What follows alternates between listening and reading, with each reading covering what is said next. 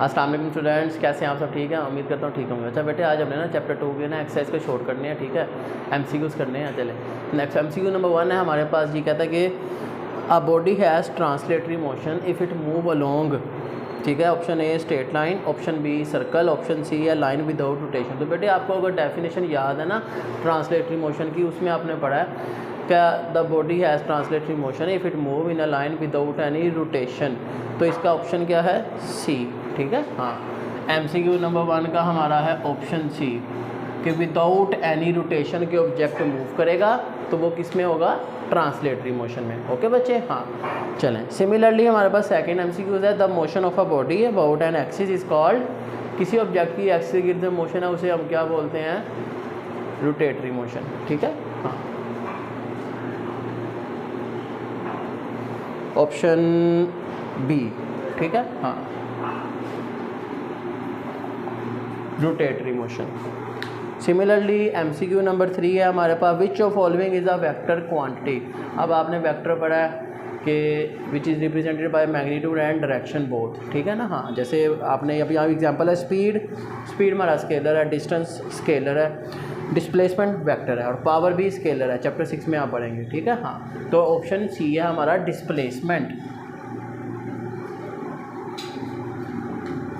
Similarly बच्चे हमारे पास MCQ number 4 है if an object is moving with constant speed in a distance time graph. तो बेटे आपको अगर याद हो हमारा प्रीवियस लेक्चर जो आपको मैंने डिलीवर किया था, डिस्टेंस टाइम ग्राफ और स्पीड टाइम ग्राफ। तो डिस्टेंस टाइम ग्राफ हमारे पास ये है, ये हमारे पास है डिस्टेंस, ये है हमारे पास टाइम, ठीक है ना। इसमें उसने पूछा है हमारे पास डिस्टेंस टाइम ग्राफ में ऑब्जेक्ट मूव कर रहा है कांस्टेंट स्पीड से।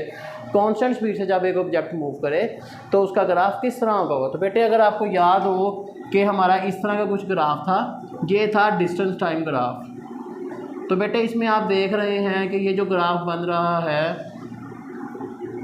इसमें आप देखें ये जो हमारा ग्राफ है, इसमें ये जो लाइन है ये स्ट्रेट है और किसके साथ? टाइम एक्सिस के साथ इंक्लाइंड है, ठीक है। हाँ, तो इसको आप पढ़ते कैसे थे?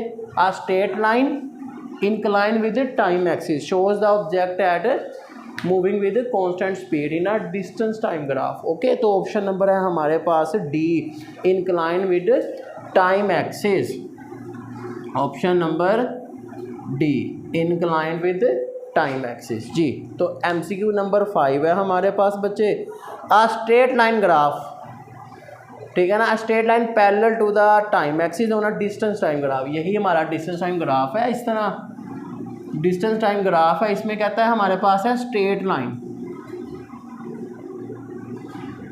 तो ये जो स्ट्रेट लाइन है हमारे पास, ये हमें क्या डिस्क्राइब कर रही है? तो सिमिलर नज़र आ रहा है डिस्टेंस टाइम ग्राफ है, डिस्टेंस कवर ही नहीं हो रहा, 10 का 10 ही है, टाइम जस्ट पास हो रहा है, which means object at rest. Okay बेटे, हाँ, तो इसका हमारे पास है option number B, object at rest.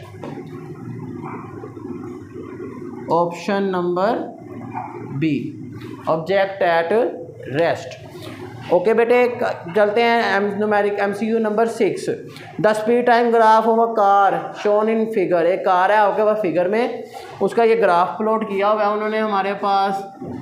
ये है स्पीड, ये है टाइम, ये कार की इस तरह उन्होंने एक डायग्राम बनाई हुई है कि यहाँ पे स्पीड है 15 और यहाँ पे टाइम है हमारे पास 10 सेकेंड। तो आप देखें बेटे हमारे पास कौन सी चीज़ आएगी, देख लेते हैं। पहले तो बात करते हैं ना एक्सेलरेशन की।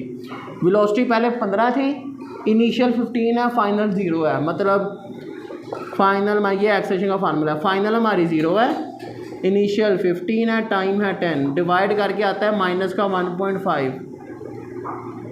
लेकिन यहाँ पर ऑप्शन हमारे पास 1.5 है लेकिन पॉजिटिव है, यहाँ पे माइनस है, तो ये ऑप्शन नहीं है। तो ऑप्शन बी है कांस्टेंट स्पीड। कांस्टेंट स्पीड 7.5 नहीं, कांस्टेंट तो है ही नहीं, चेंज आ रहा है वेलोसिटी में। यहाँ 15 यहाँ 0 है, पाथ हमारा इस पर, ठीक है ना। हाँ, डिस्टेंस ट्रैवल बाई 75। चलें डिस्टेंस देखते हैं 75 है कि नहीं। तो आपको फार्मूला पता है, S is equal to V T. V हमारे पास 2 हैं तो एवरेज वाला फार्मूला, वी आई हमारा 15, V2 F0 है, टाइम 10, तो जब इसको डिवाइड करेंगे तो आपका आंसर आएगा 7.5 मल्टीप्लाई 10 75 मीटर। तो ऑप्शन नंबर है हमारे पास सी, ठीक है ना। Distance cover by the car is 75 metre, option number C. MCQ number 6 का ऑप्शन नंबर सी है, distance covered is 75 metre.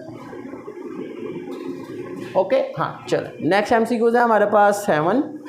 Which of following graph represent uniform acceleration. तो बेटे आपको सबसे पहले पता हो एक्सेलरेशन का फार्मूला क्या है, rate of change of velocity, ठीक है ना। स्पीड या वेलोसिटी आपके पास ग्राफ होना चाहिए ये वाला।